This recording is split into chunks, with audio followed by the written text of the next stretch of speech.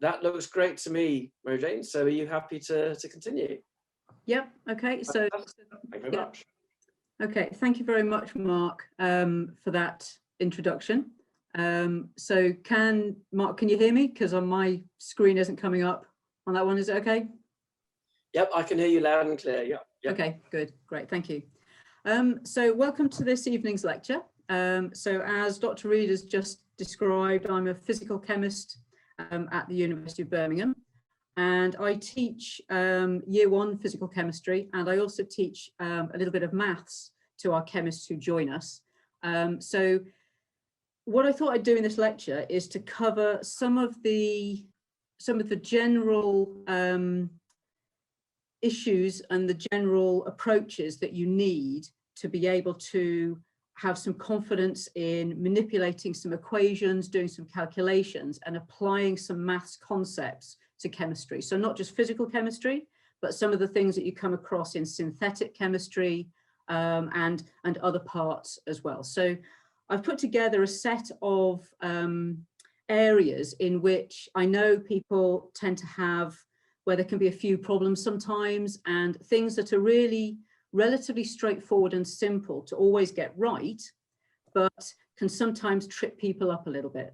And they're things that we see sometimes our year 1 chemists making a few odd mistakes, and also just a way of kind of getting together some good practice that should then help you in your A-level chemistry.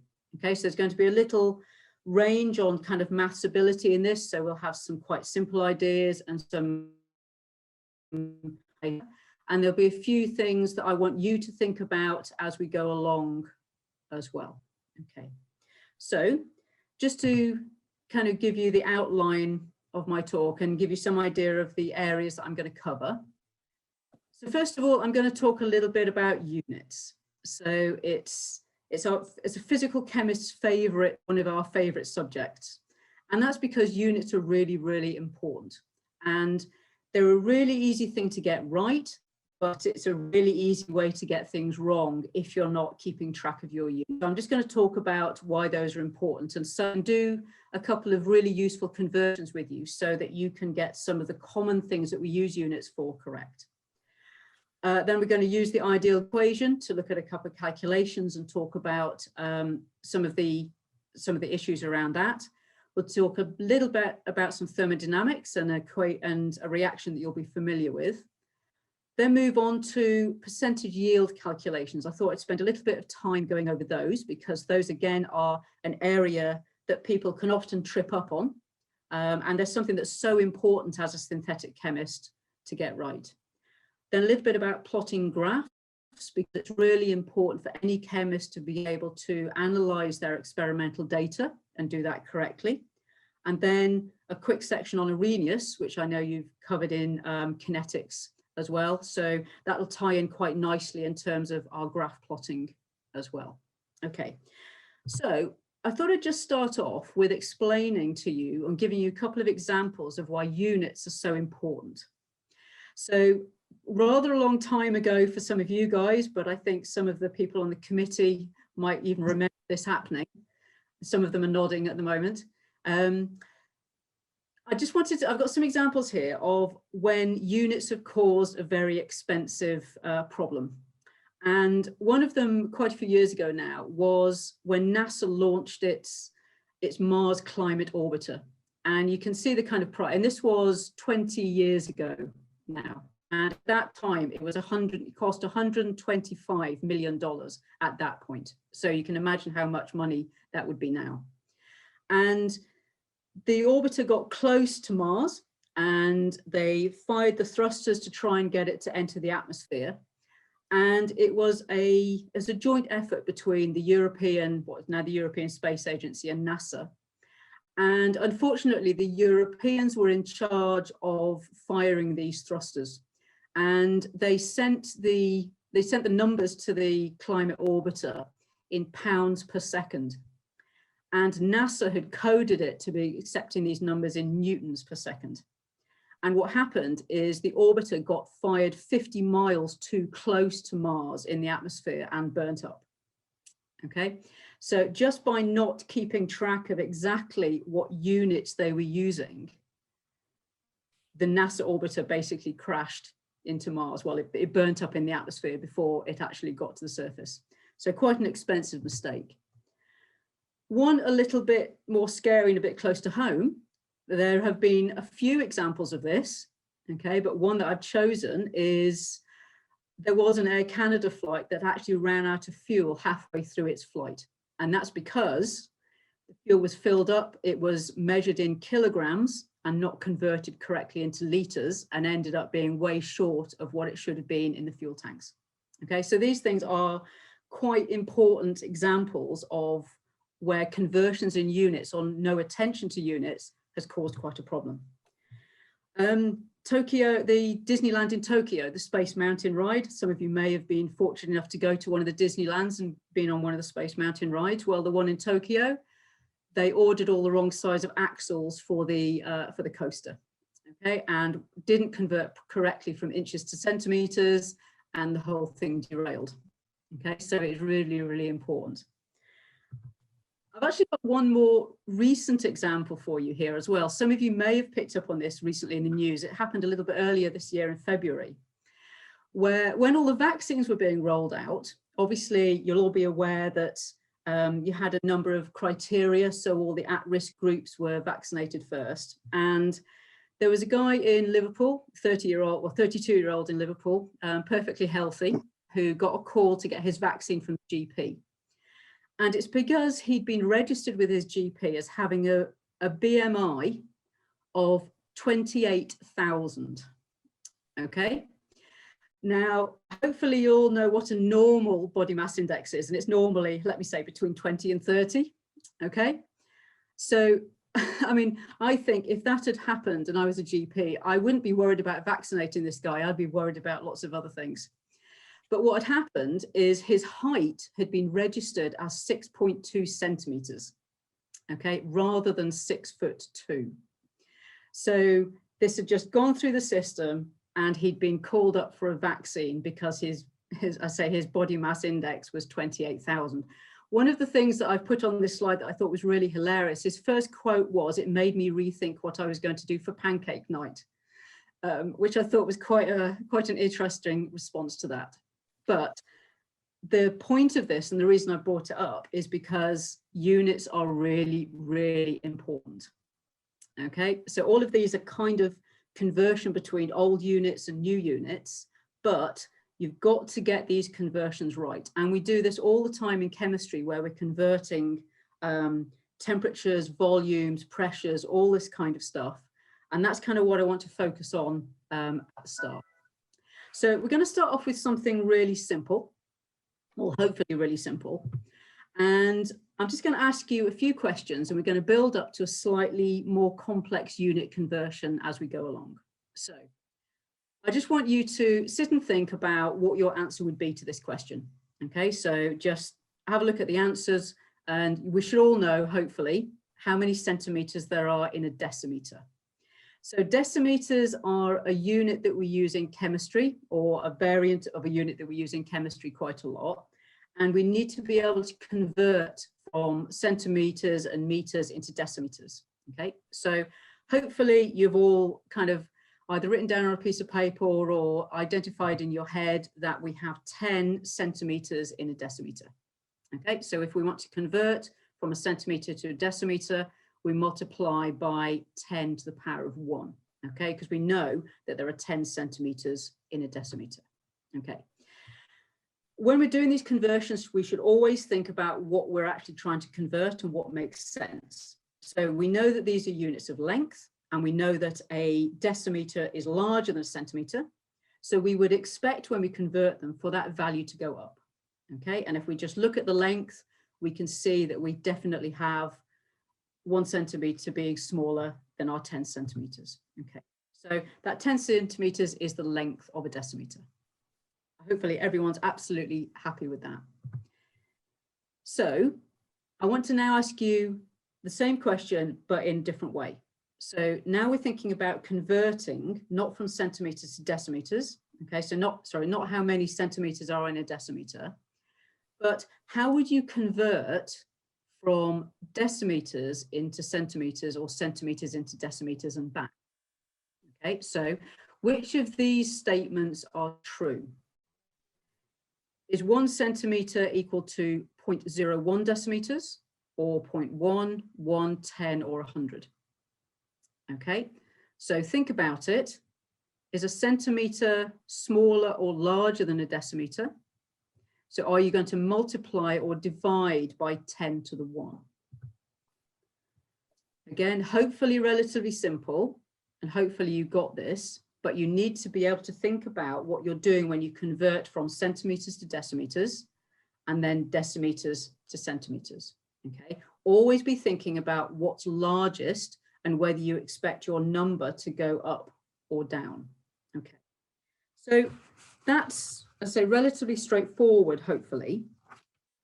What we're more familiar with is when we're trying to go from, sorry, I'll just get through that. When we're trying to go from volume conversions, okay? So we're not really used to thinking about decimeters. We're more used to thinking about cubic decimeters. And the reason is, as chemists, most of the time, we're working with liter flasks and liter amounts, okay? Or we're thinking about concentrations that are measured in moles per cubic decimeter. So we've got to be used to converting between cubic centimeters and cubic decimeters. And what I want to get through to you, I mean, some of you may be very happy with doing this, but a lot of you might not be, okay? So I want you to be happy with doing this conversion regularly, okay? And the way to think about it is, what do you do when you cube something? Okay, we're thinking about, first of all, we know that they're going to be more cubic centimeters in a cubic decimeter, okay? But the way we want to go about it is we want to think about what happens when we cube 10. Okay, so we've got, there are 10 centimeters in a decimeter. So to go from a cubic centimeter to a cubic decimeter, instead of multiplying by 10 to the 1, we multiply it by 10 to the 3.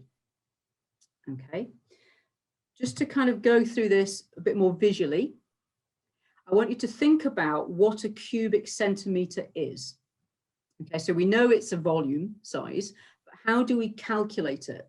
Well, a cubic centimeter is just a cube of side of 1 centimeter. Okay, when we're calculating a volume, all we do is we multiply the width by the depth by the height. So if we have a cube of 1 centimeter, we're just basically got 1 centimeter times a centimeter times a centimeter. Okay, so 1 times 1 times 1 is 1. Okay, but we can also think that we're multiplying the units as well. So we've got a centimeter times a centimeter times a centimeter, which gives us a centimeter cubed. Okay, so that's what gives us our cubic centimeter. How does this relate to a cubic decimeter? Okay, so what we've done here is we've got 1 decimeter is equal to 10 centimeters. So we've got a cube that's 10 by 10 by 10 in terms of centimeters. So all we do is we just multiply 10 centimeters by 10 centimeters by 10 centimeters, which gives us 1,000. We've multiplied our units, which gives us cubic centimeters. And we know that then that is the size or the volume given by 1 cubic decimeter. So if you can't remember that you multiply it by 1,000 or by 10 to the 3, just come back to this idea. I think this slide is potentially quite useful for you to just think about, okay, so it's just that my side is now longer, okay? And I just need to multiply my sides and then I get my new conversion, okay? So that's the way to just go back to the basics and think about what a cubic centimeter is and what a cubic decimeter is. And always remembering that our number is going to drop from cubic centimeters to cubic decimeters, okay? So how about going in the opposite direction? Okay, so the question I'm asking you now is, which of these statements is true? what is 1 cubic centimetre equal to? Okay, so we've thought about 1 cubic decimetre being equal to 1,000 cubic centimetres. How about going the other way?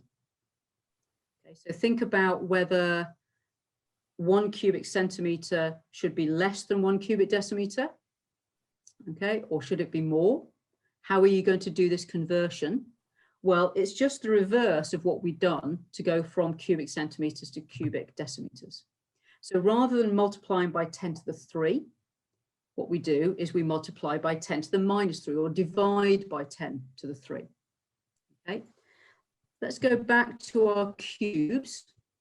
So what we're asking here is how many cubic centimetres are there in a cubic decimetre? Well, our cubic centimetre, remember, is smaller. So what I've got in this slide is I've got the outline on the left of how big our cubic decimetre is. So what we're thinking here is how many of the small cubes do we fit in the big cube? How many cubic centimetres are there in a cubic decimetre?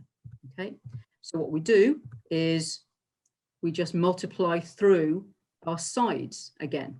Okay, so to work out how big our cubic decimetre is, okay, so actually what I'm going to do is I'm just going to put a pointer on here, okay, which might help a bit.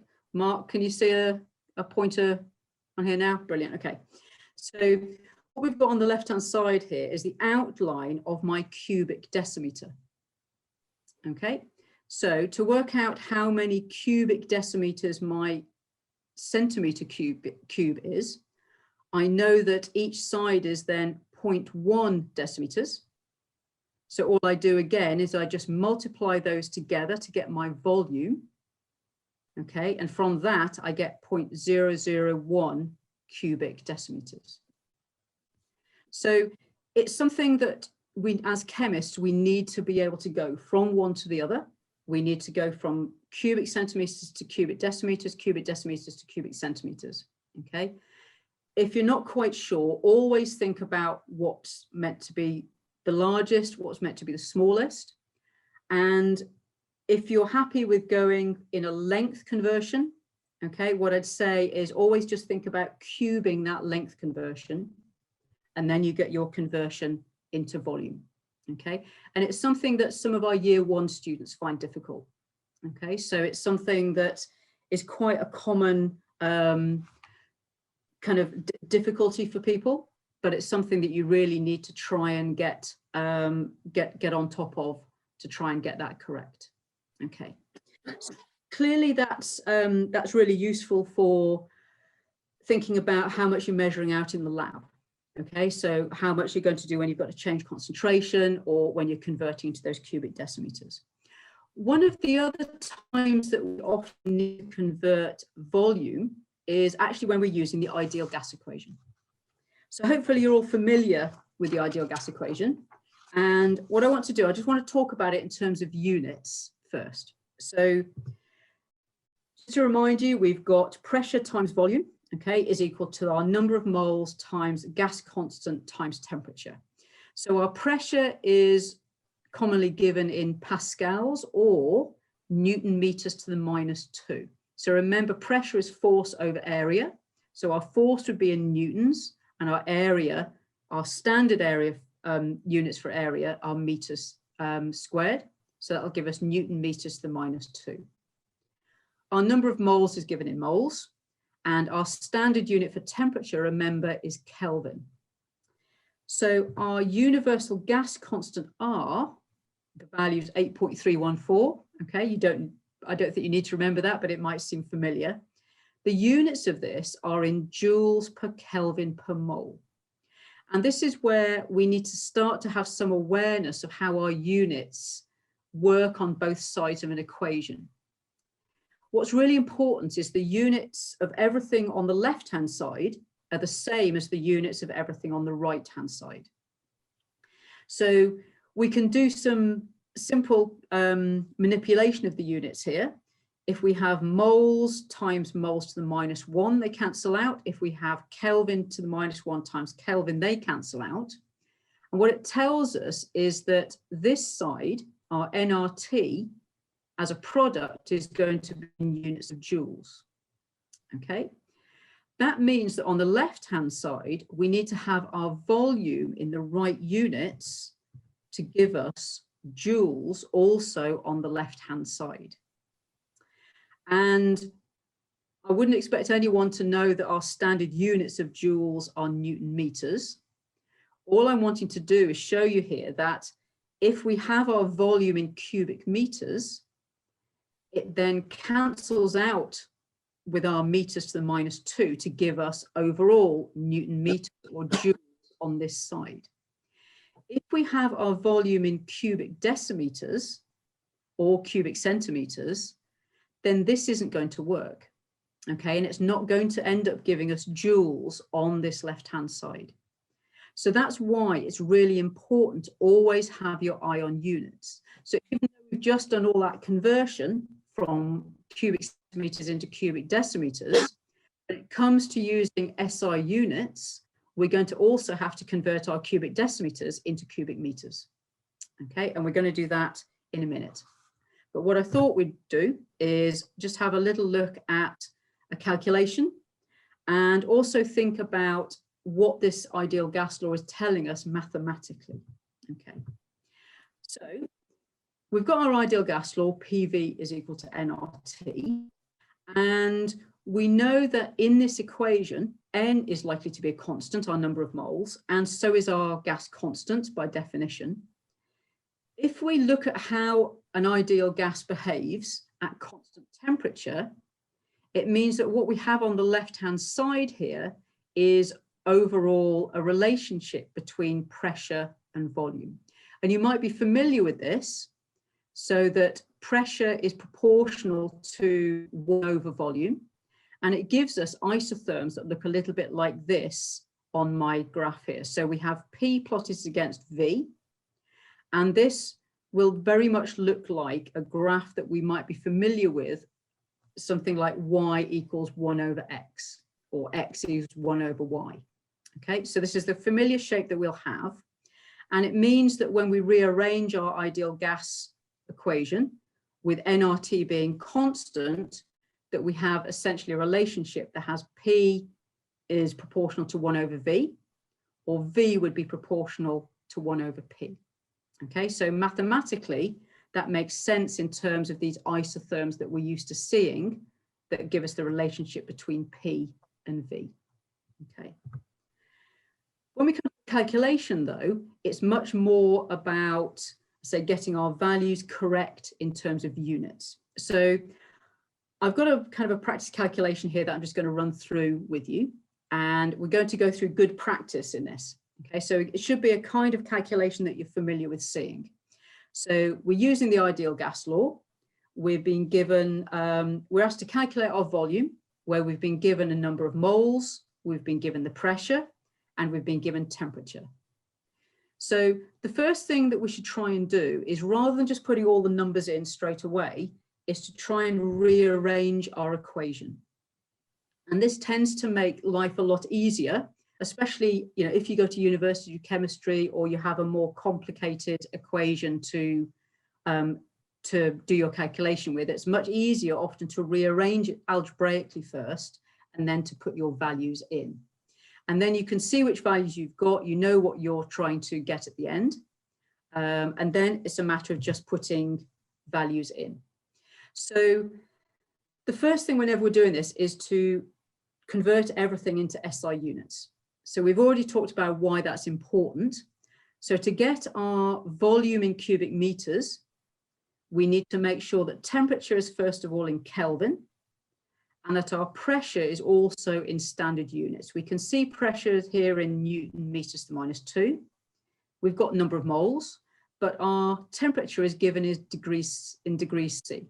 So the first thing we should do is to make sure we convert that into Kelvin. Okay. So obviously you shouldn't be writing any of this down. It's just about getting all of these units in here, and you can always look at this later.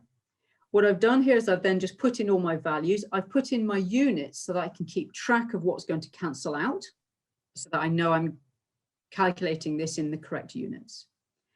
If we put all of these values in, with my temperature in Kelvin, we'll get quite a physically reasonable value for my volume. But what I'm getting at the end here is that we need to remember that this volume is in cubic meters. Okay, we know it's in cubic meters because all of our other values are in SI units. But to make this usable as chemists, we probably want this in cubic decimeters instead. So we've then got to convert this into cubic decimeters.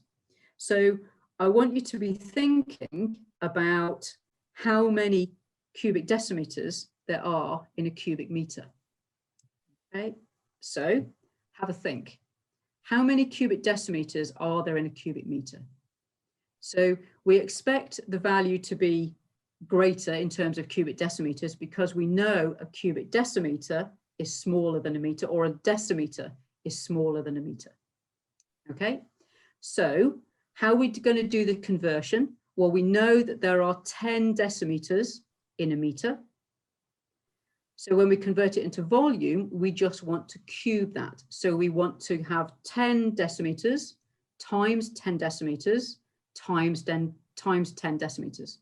Okay, so that gives us 1,000 cubic decimeters in a cubic meter.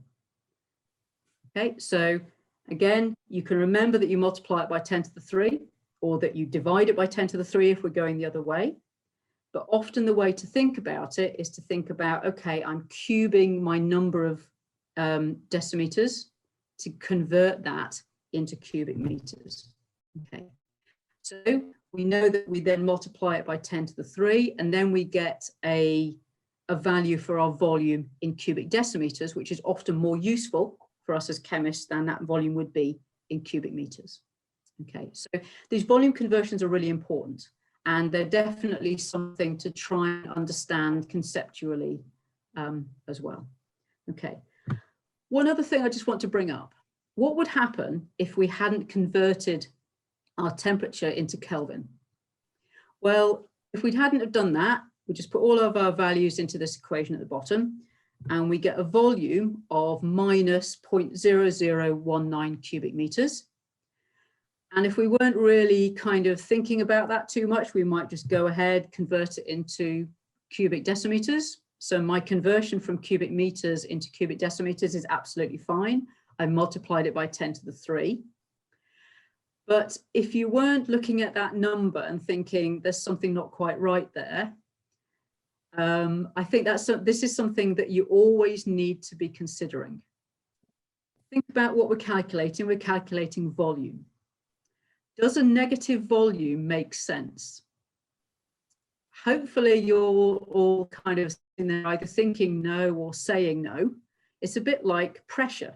Does a negative pressure make sense? Not really. So it's easy for people to make mistakes when you're doing a calculation. Okay, what you should really do is when you get the answer at the end, just have a think about whether it makes sense or not. And often it's quite hard to judge whether the magnitude is correct or not. It's definitely quite easy to work out if the sign makes sense or not. So if you do get a negative volume, then you should really have a look at the calculation and have a look to see where that went wrong. So clearly, when we have a negative temperature in degrees Celsius, that would then really be obvious. Obviously, if this was like plus 20, then you would still get a positive number here, and it wouldn't be quite so obvious. We'd see a small volume, okay? So it wouldn't ring quite those alarm bells. So it is something you've got to be really careful of. But if you do make a mistake like that, then you should clearly look back at your calculation. And if you can't work out where it's gone wrong, I know at university we quite like you just to write a comment, okay? And I'm sure your teachers would like the same. What your teacher would like to see is that you picked up that it's not a sensible value. And if you can't work it out, write a comment to say, I know it's not a sensible value. I don't know where I've gone wrong, but at least it shows that you've noticed that there's something not quite right. Okay. So how about moving on to a slightly different area? So it's one of my favorites, and one that people tend to kind of shy away from a little bit, but it is possibly, and I'll say this as a physical chemist, one of the most important areas of chemistry. It's important to physical chemistry, it's important to organic chemistry. It defines whether our reactions proceed spontaneously or not. It helps us establish what conditions we need to get a reaction to go for us, or to prevent it from happening. Okay. And one of the reactions you'll be familiar with is burning magnesium. Okay, so if we think about it, if we set light to some magnesium ribbon, for example, we know that our reaction is going to go spontaneously. Okay, we know that it's going to burn, it's going to give off heat and light without any more help from us at all. So we know that the reaction is exothermic because it's giving off heat, and we should also know that it decreases in entropy as well. And we can see that from the reaction, we tend to think about decrease in entropy as whether we have more or less gaseous molecules on one side. And as our reactants, we have half a mole of oxygen in here as a gas. And then as we get MgO afterwards, we get a decrease in entropy for our reaction, but we have heat given off. And this is a really good example of an equation, of a reaction, sorry, that means it's really important that when we're thinking about spontaneous change, we think more about Gibbs free energy than we do just entropy.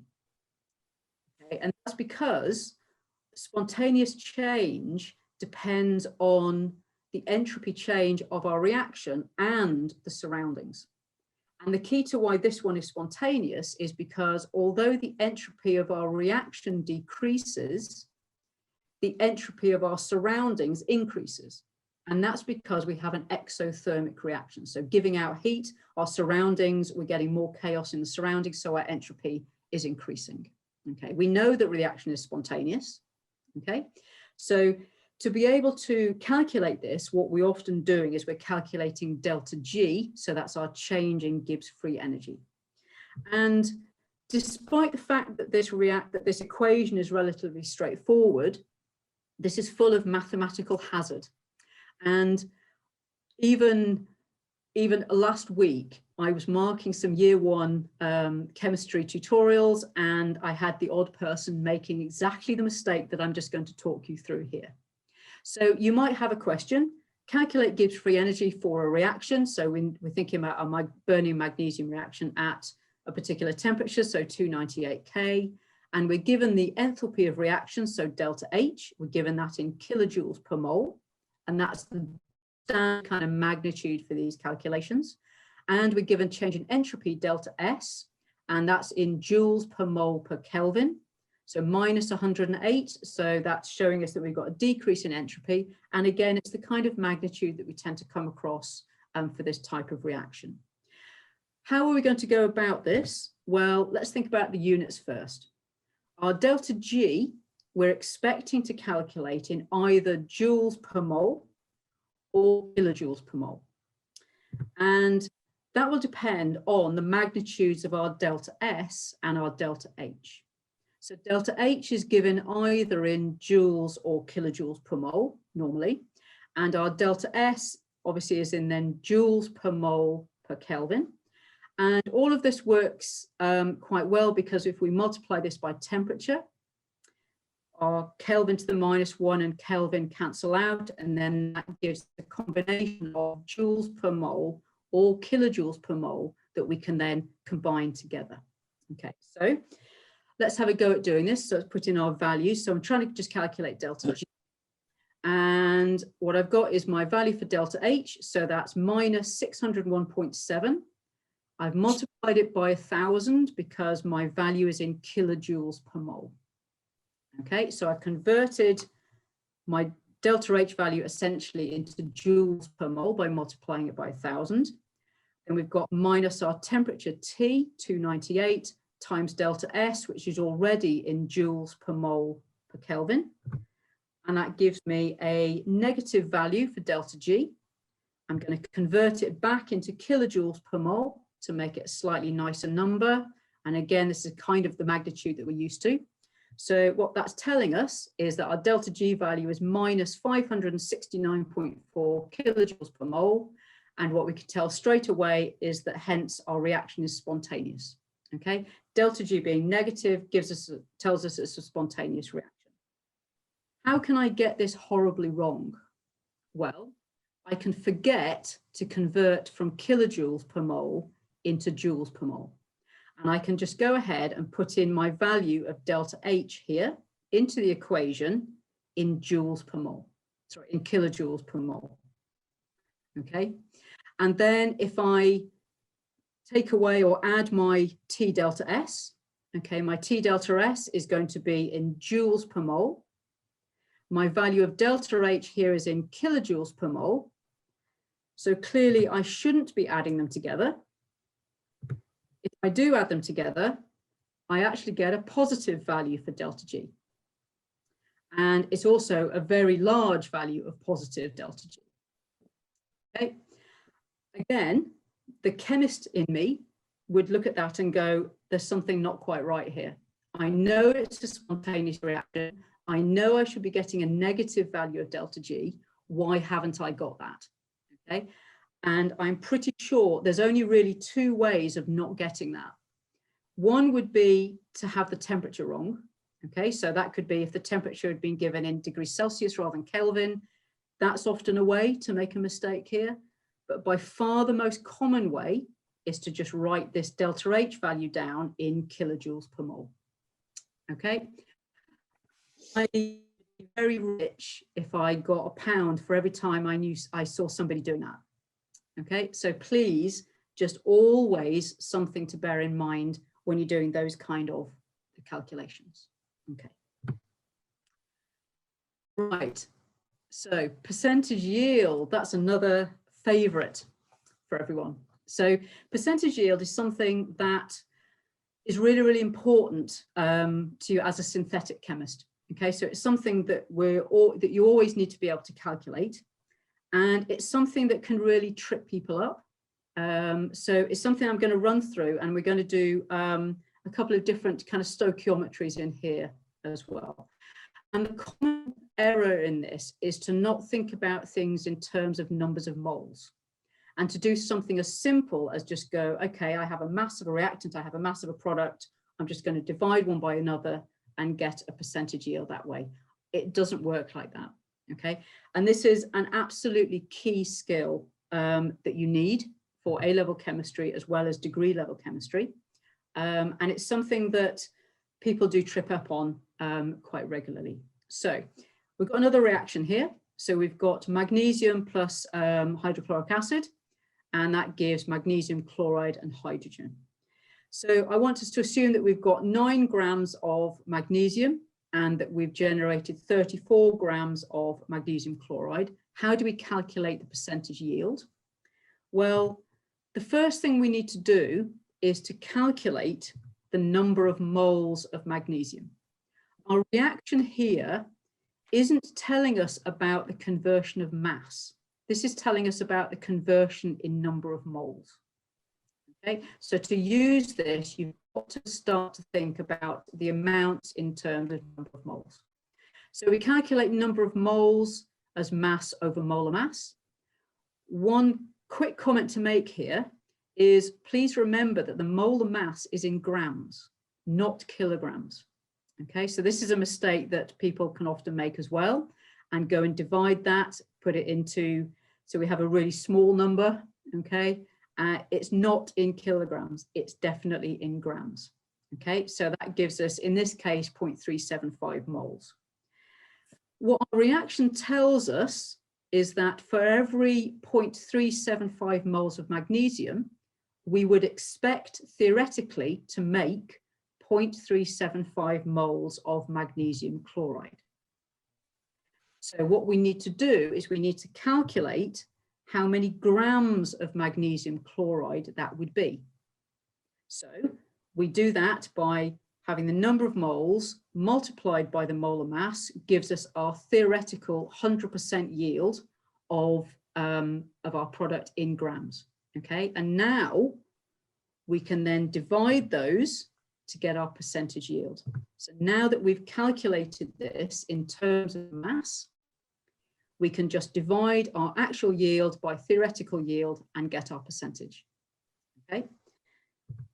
What doesn't work, and this is a little bit low on my screen, hopefully you guys can see this, is if you don't convert into moles and you just divide your grams, you get really not sensible answers, okay? And this happens, and people do this, okay, and then don't query it. So if you'd have just gone, okay, we started with 9 grams of reactant and we got 34 grams of product. How much did we get? Oh, look, we got 378%. Okay, again, clearly that doesn't make a lot of sense. Yeah, if you get more than 100% yield of a product, you either know you've made a mistake in your calculation, especially if it's that much, or if you're really unlucky, you've maybe made it in the lab and not dried it or something like that. So if you've got something just over 100%, that might mean that you know, and your calculation is correct, that maybe you haven't quite treated your sample properly. But if you get something massively over 100%, you've made a calculation error. Okay, so always convert this into moles. Something I just wanted to go through is if we have a change in stoichiometry. Okay, so we follow exactly the same procedure, but it can cause a few problems for people, and you can get a bit confused. Which way do I convert it? Do I multiply it by 3? Do I divide it by 3? Well, let's just kind of work through it. What we need to bear in mind when we're doing this one is to think, okay, we're starting with 3 moles of reactant and it's only giving 1 mole of product. Okay, so we need to think about whether our number of moles is going to go up or down, okay, as we're going from reactant to product. First thing we want to do is we want to think about how many moles of reactant are we using. So we've got 50 grams of our reactant, okay? So number of moles of that is just mass over molar mass. So we've got 0.45 moles of CaCl2. Now of the reaction, we can see that for every 3 moles of reactant, we get 1 mole of product. So we need to divide our number of moles by 3. Okay, because we're getting fewer moles of our product than we are of our reactant. Okay, so in theory, what we should expect to get is 0.45 divided by 3 number of moles of product. And again, we're doing this by number of moles, okay, not by mass. Then we know that we're getting 0.15 moles. Okay, so we then multiply it by the molar mass of our product to give us the mass of product we then expect theoretically. So again, remember, this is still assuming that we get 100% conversion.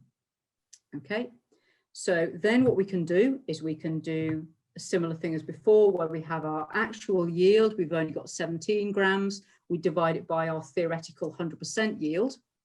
Okay, and then we can see it's a relatively low yield, but that's absolutely fine. Many reactions only give low yields.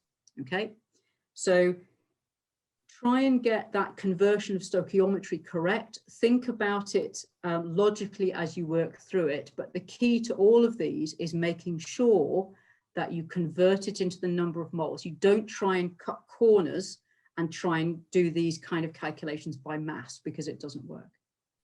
Okay.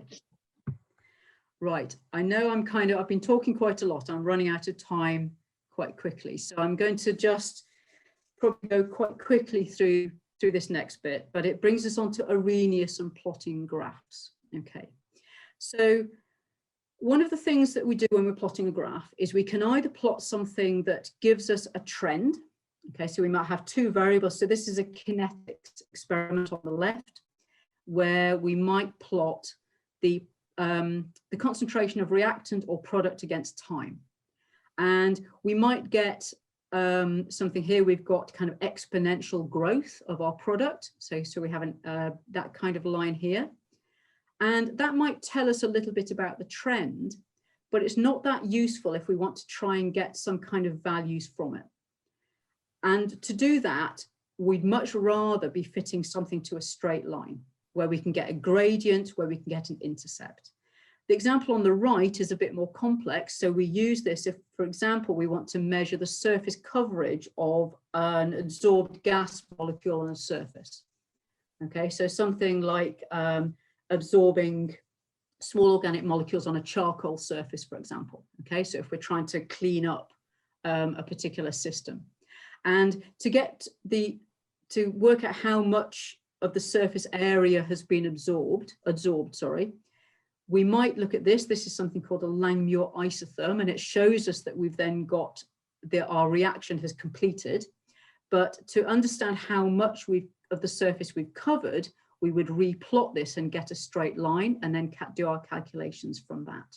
Okay, so what I wanted to, I'm just going to skip through some units, and I just want to bring you onto some plotting graphs using Arrhenius. Okay, so hopefully you're familiar with the Arrhenius equation. So our Arrhenius equation gives us the relationship between a rate constant and how that's affected by temperature. So we'd have a particular reaction, okay, and we would measure the rate constant at a range of temperatures, and we'd be able to use this to try and establish the activation energy of our reaction, okay, and sometimes we might be interested in looking at the Arrhenius constant, or sometimes we call this the pre-exponential factor instead, okay.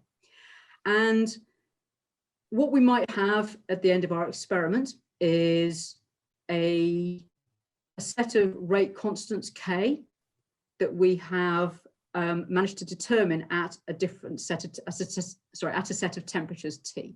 So we will have a set of data. So this is data taken from a reaction of basically decomposing hydrogen iodide to hydrogen and iodine.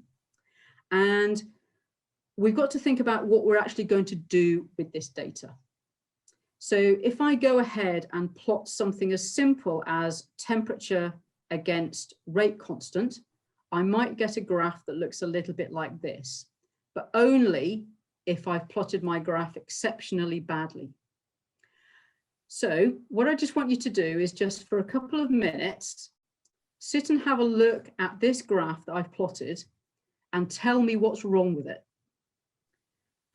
I've probably done about 7 things wrong with this graph, and it makes it utterly meaningless. Actually, there is nothing that I can really tell from this graph. So normally in a lecture theatre, I'd get you all to put your hands up and tell me what's wrong with this and what you've spotted. But I just want you to look at it just for a minute or two and try and see what's wrong with this graph. There are people shaking their heads, I can see, because they can see so many things wrong with it. It's about everything I can think of that you could do wrong. Okay? So I want you to think about the axis or the axes. I want you to think about the labels. I want you to think about where the points are in my graph. Okay, so I know, Mark, we're getting close to the hour, but I just want people to sit and actually have a little think about this. Okay, because it's quite a valuable exercise, actually. Okay, right, so let me start going through some things. So the first thing is that if we are trying to plot K against T, so it's not something we actually really want to do with Arrhenius. If we just wanted to see the trend line in our data, we might want to plot K against T. And that would be K on the y-axis against T on the x-axis. So straight away, if I'm trying to plot K against T, I've got my axes the wrong way around. Okay, so what I've plotted here, if you look at the numbers, you can see that I've plotted T against K. Right? So first of all, my axes are the wrong way around. Okay, always get Y against X. Thing is, it would be quite hard to tell what's actually going on. because not only are my axes the wrong way around, but also I haven't labeled them. So the person looking at this is just guessing which way round they are from the numbers, okay? Because you haven't told them which way round they are. So not only do you need to get them the right way around, you also need to label them. And when you're labeling them, you also need to give them units, okay? So there's no point in just having temperature. We need to know the temperatures in Kelvin, and we need to know that our rate constant is in concentration to the -1 times seconds to the -1. So get them the right way around, label them, and put the units on. Okay, we're still nowhere near to having a good graph. Let's have a look at what should be my y-axis, but is on my x-axis at the moment. So you can see that I've got my values from 0.5 to 0. Why would we do that? Well, we really wouldn't do that. We want our values going up along our x-axis, okay? We want these to be going from 0 to 0.5. And actually, we want this going from 0 to 0.5 on the y-axis, actually. Okay, there's so many things wrong with this, I wouldn't know where to start. The fact that we've got these going from 0.5 to 0 means that if we were getting a gradient from this, it would be the wrong way around. Okay, so always make sure that your values are going up as you go along the x-axis, or sorry, the axis. One good thing about this axis is that at least I've got my unit going up in regular spacing. Okay, so each of my markers here is differing by 0.1. If we look at our other axis here, this is an absolute disaster. And all I've done here is just plotted my points at the values that I actually have in my data.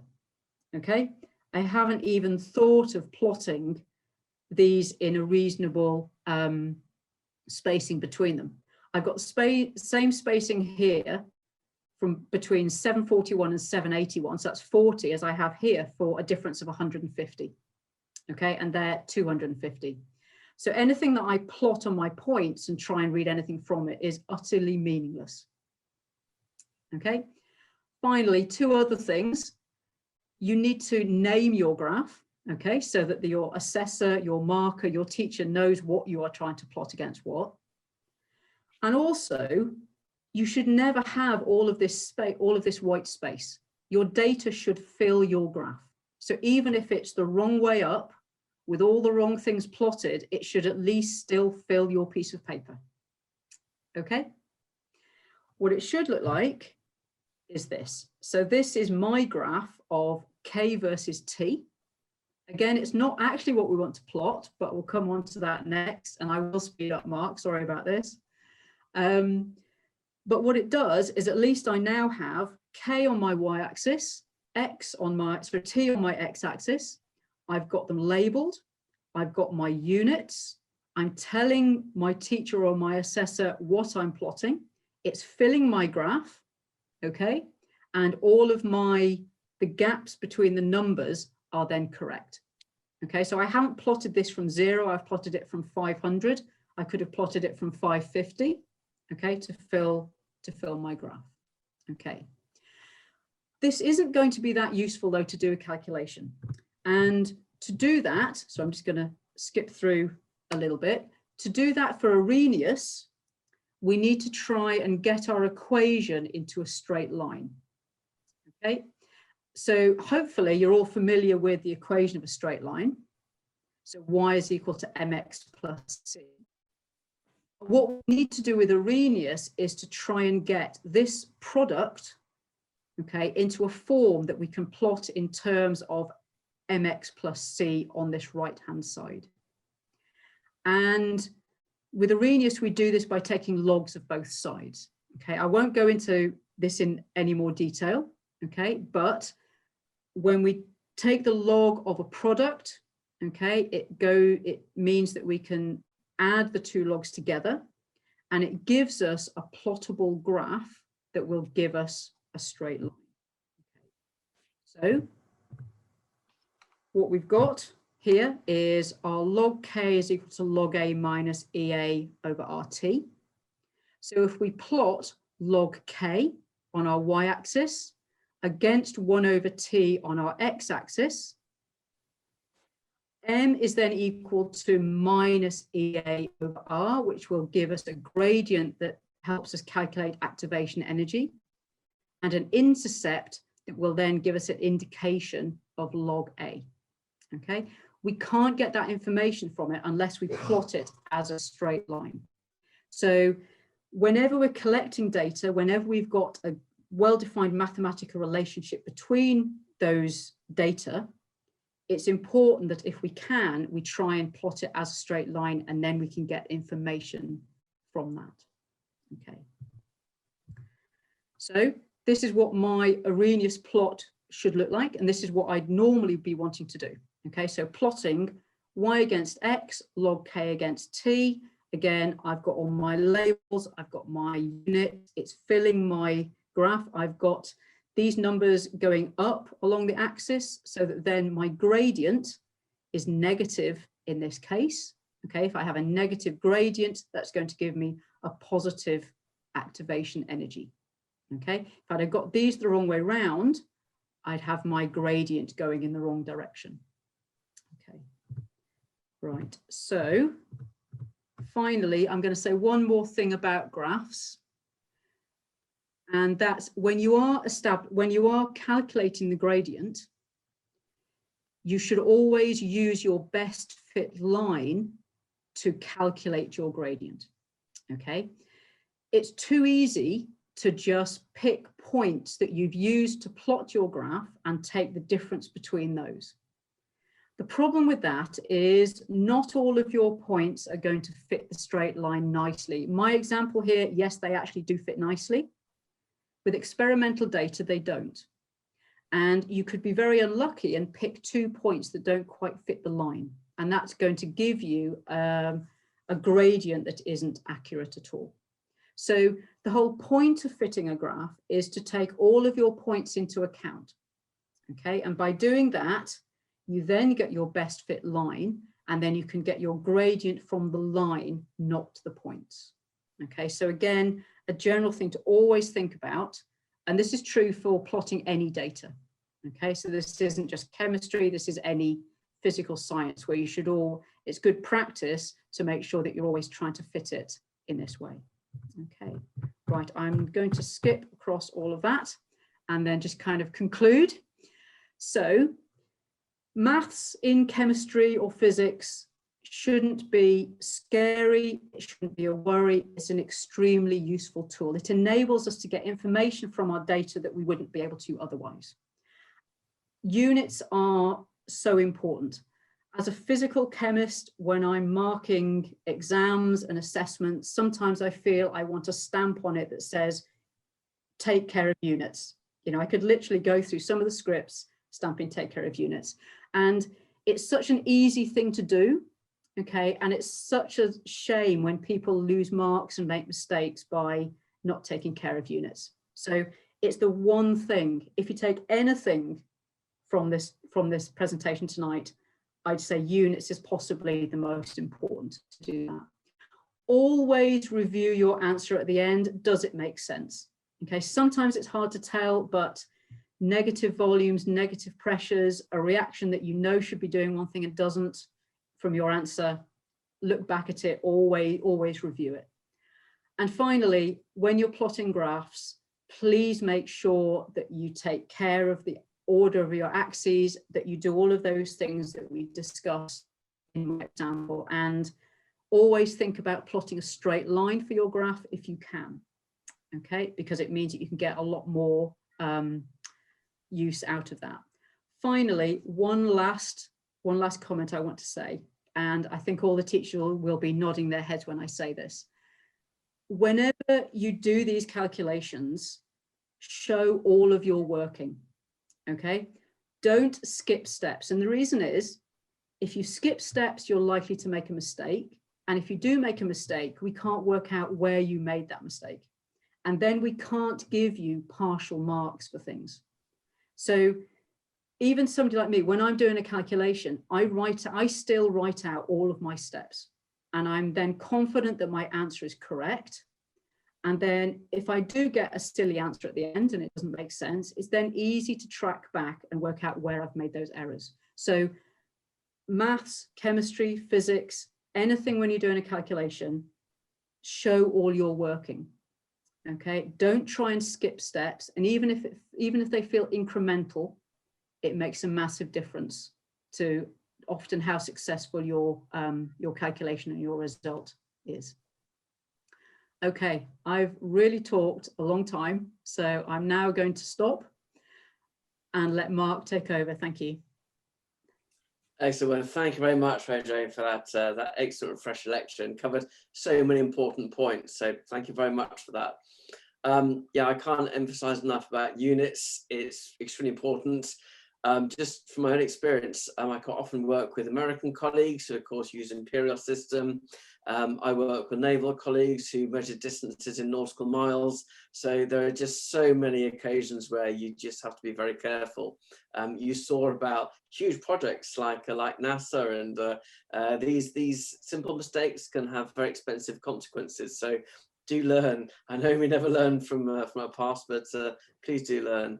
And also it helps when you write your workings out to keep track of the units. You can see when you convert as well, because quite often a question uses one set of units and asks you to express your answer in a different form of units. So be careful for that as well.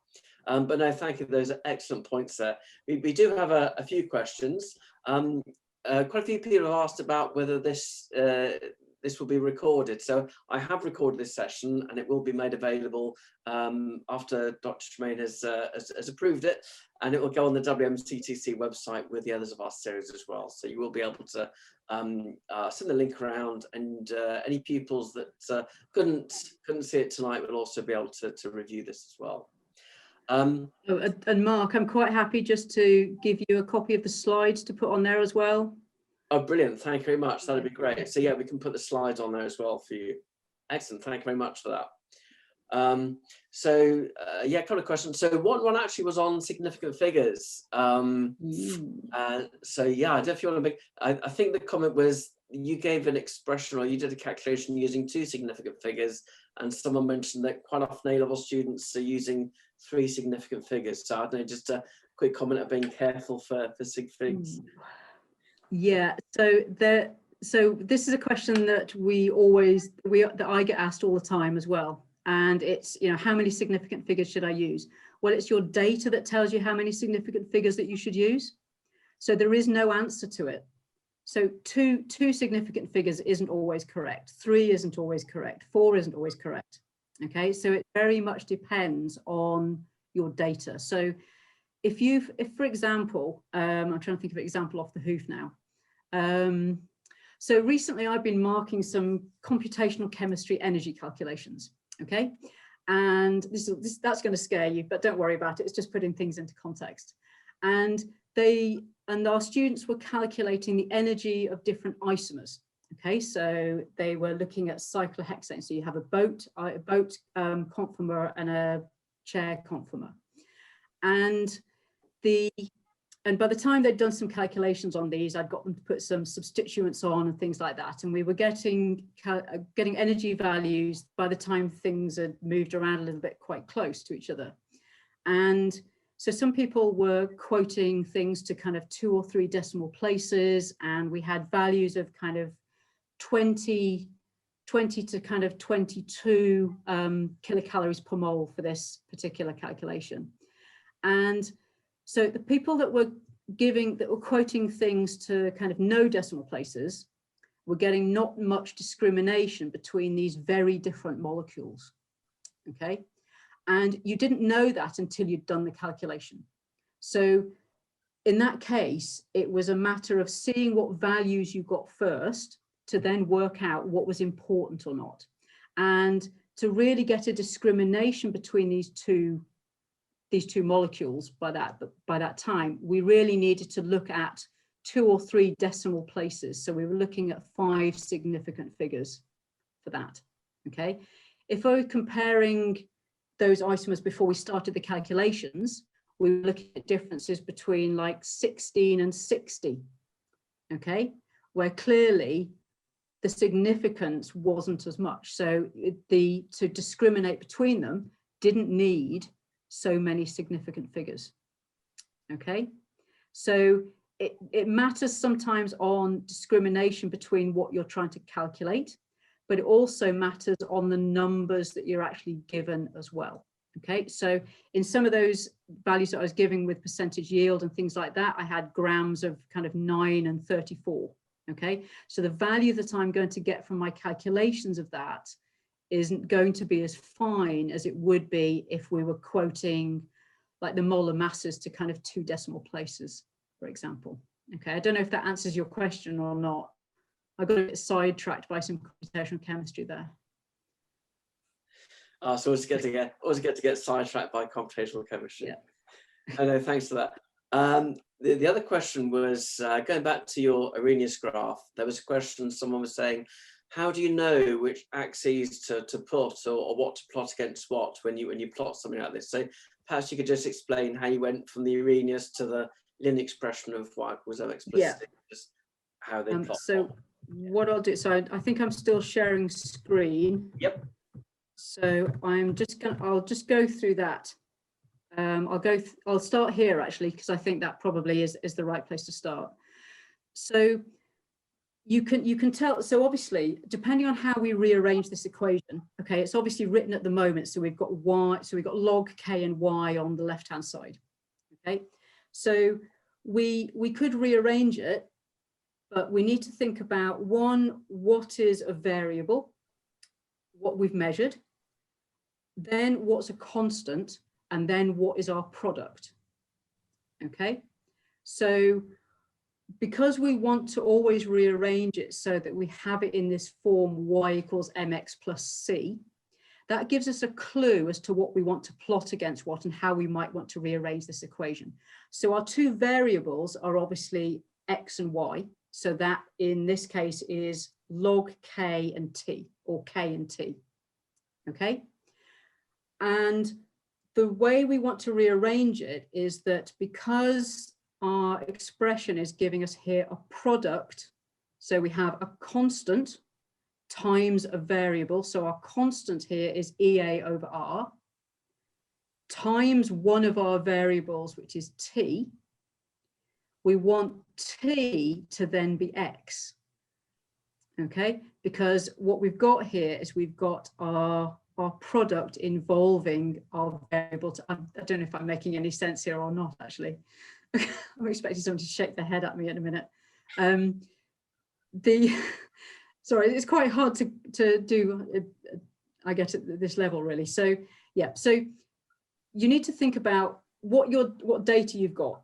Okay, so you've got k and you've got t. So you know those are going to be y and x. Okay, so hopefully that makes sense. And what you've got to think about is what you're trying to evaluate as your gradient as well. So we know that the product that we have with what we want for our gradient and our variable is then going to give us our x. I can't think of a better way of describing this, actually. Is there anything in the chat to say that makes no sense, or whether that has actually helped? No comments so far. Oh dear.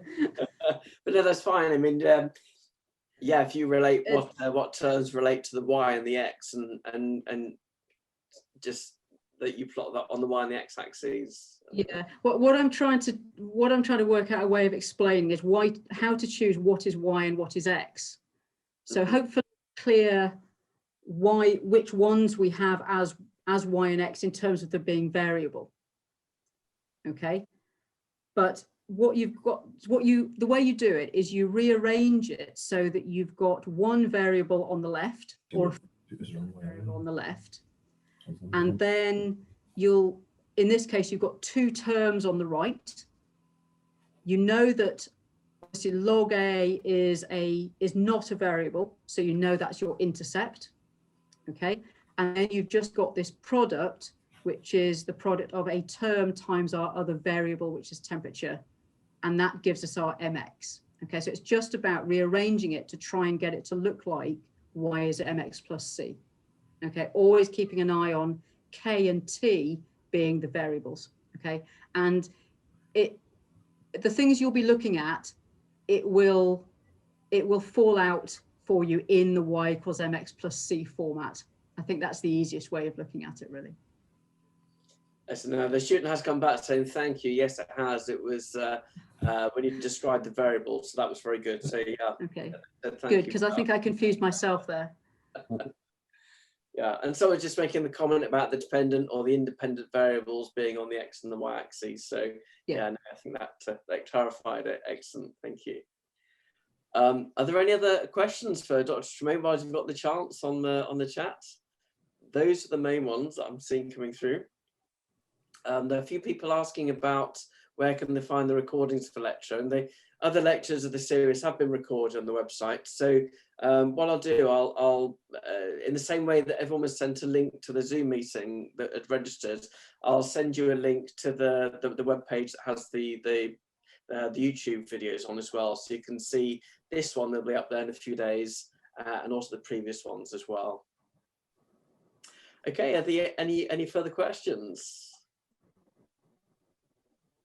No, well, I think you gave such a good description then, Maryjane, that you've had relatively few questions. So I'd just like to thank Dr. Tremane so much for giving up her evening at a very busy period of the semester, and thank you for giving such an excellent talk. I'm sure you'll find this very useful when you come to revise. And I say, a lot of these little facts you might think, well, I know that, I quote my units. But it is amazing that if you don't write all the steps down, just how mistakes may happen as well. So some very sage advice here. Well, thank you all very much. And as I say, I will send you an email with the link for the web page. Do have a look at the web page for the next talks. I think we've got is it Peter Hoare from Newcastle University giving the next lecture? Yes. Yep, excellent. So I think registration for that begins shortly, if not tomorrow. So have a look on the website for the upcoming talks and register that one. In the meantime, thank you very much once again to Dr. Tremane, and thank you all for attending as well. We look forward to welcoming you to the next lectures.